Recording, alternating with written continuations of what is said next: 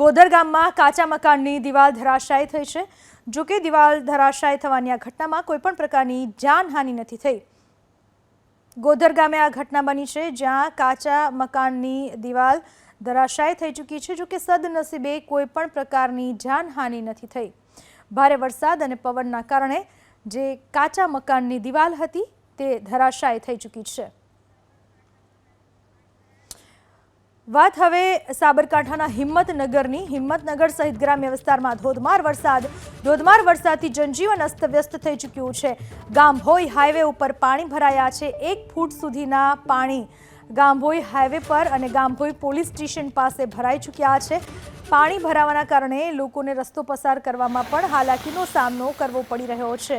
હજુ પણ વાતાવરણ વરસાદી જોવા મળી રહ્યું છે। વરસાદની હજુ એન્ટ્રી યથાવત છે, ત્યારે ધોધમાર વરસાદને પરિણામે જનજીવન પણ ખોરવાઈ ચૂક્યું છે। હિંમતનગર સહિતના ગ્રામ્ય વિસ્તારમાં ધોધમાર વરસાદ, ગામભોઈ હાઈવે ઉપર 1 ફૂટ સુધીના પાણી ભરાઈ ચૂક્યા છે। રસ્તો પાણીમાં ડૂબી ચૂક્યો છે।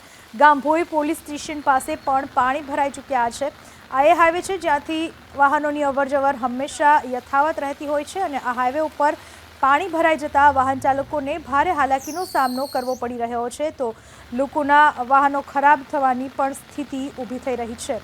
ગામભોઈ હાઈવે ઉપર 1 ફૂટ સુધીના પાણી ભરાઈ ચૂક્યા છે। પોલીસ સ્ટેશન પાસે પણ પાણી ભરાયા છે।